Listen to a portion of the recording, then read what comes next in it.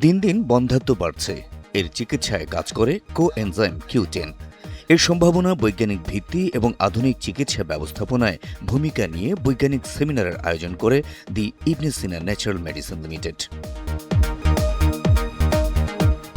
মঙ্গলবার রাজধানীর হোটেল ইন্টারকন্টিনেন্টালে আয়োজিত এই সেমিনারে অংশ নেন ঢাকার বিভিন্ন মেডিকেল কলেজ, বিশ্ববিদ্যালয় ও বিশেষায়িত হাসপাতালের প্রায় 200 জন অধ্যাপক ও চিকিৎসক। এতে সভাপতিত্ব করেন দি ইবনে সিনা ন্যাচারাল মেডিসিন লিমিটেডের ব্যবস্থাপনা পরিচালক কাজী হারুনুর রশিদ।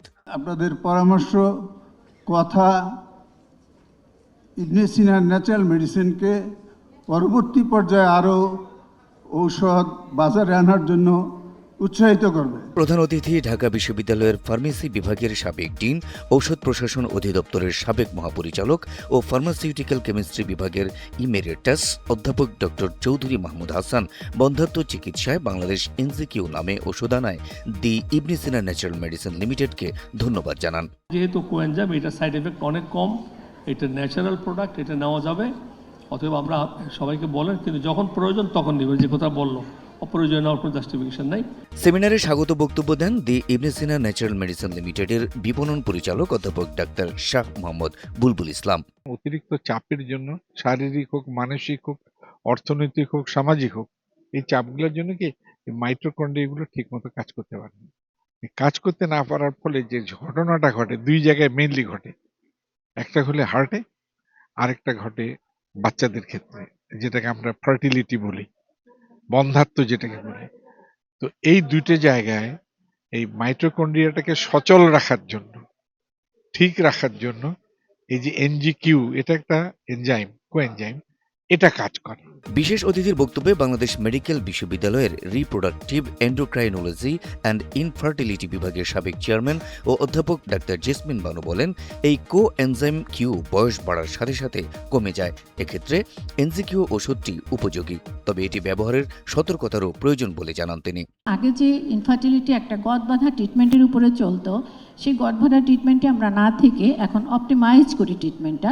এই অপটিমাইজেশন ট্রিটমেন্টের জন্যই আমাদের কিছু ন্যাচারাল অ্যান্টিঅক্সিডেন্ট বা কোএনজাইম Q10 এই ড্রাগগুলো আমরা নিয়ে আসছি। সেমিনারে মূল প্রবন্ধে ঢাকা মেডিকেল কলেজ ও হাসপাতালের রিপ্রোডাক্টিভ এন্ডোক্রাইনোলজি অ্যান্ড ইনফার্টিলিটি বিভাগের সহযোগী অধ্যাপক ও বিভাগীয় প্রধান ডাক্তার ফ্লোরিডা রহমান এনজিকিউ ওষুধের গুণাগুণ ও কার্যকারিতা তুলে ধরেন। Coenzyme Q10 significantly enhances seminal antioxidant capacity by reducing oxidative stress and increasing antioxidant enzyme activity and improved sperm DNA integrity. Panelist হিসেবে উপস্থিত থেকে আলোচনা ও মতামত দেন ঢাকা মেডিকেল কলেজ হাসপাতালের রিপ্রোডাক্টিভ এন্ডোক্রাইনোলজি অ্যান্ড ইনফার্টিলিটি বিভাগের সহযোগী অধ্যাপক ডাক্তার রওশন আরা, বাংলাদেশ মেডিকেল বিশ্ববিদ্যালয়ের রিপ্রোডাক্টিভ এন্ডোক্রাইনোলজি অ্যান্ড ইনফার্টিলিটি বিভাগের সহযোগী অধ্যাপক ডাক্তার ফারজানা দিবা এবং ঢাকা মেডিকেল কলেজ হাসপাতালের গাইনি বিভাগের সাবেক বিভাগীয় প্রধান ও ইবনে সিনা মেডিকেল কলেজ হাসপাতালের গাইনি বিভাগের প্রধান অধ্যাপক ডাক্তার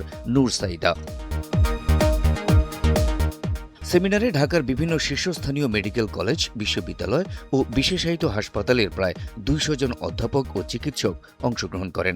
ইউবিডি ক্যারিনন বা কোএনজাইম Q10 অর্থাৎ ইবনে সিনার এনজিকিউ খুব সহায়ক ভূমিকা রাখতে পারে, কারণ এটি ইনফার্টিলিটির মেল এবং ফিমেল বোথ কেসেই এটি কাজ করে।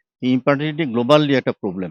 ইবনে সিনা ন্যাচারাল মেডিসিন লিমিটেড আজকে একটি অত্যন্ত গুরুত্বপূর্ণ প্রোডাক্ট লঞ্চিং করতে আমরা সক্ষম হয়েছি, এই জন্য আল্লাহ শুকরিয়া জ্ঞাপন করছি। আমি মনে করি এতে ডক্টররা তাদের চিকিৎসা ক্ষেত্রে তাদের জন্য সহায়ক হবে। নতুন পণ্য কোএনজাইম Q10 এনজিকিউ এর মোড়ক উন্মোচন করেন এবং বন্ধ্যাত্ব ব্যবস্থাপনা ও উন্নয়নে পণ্যটির কার্যকারিতা নিয়ে আলোচনা করেন।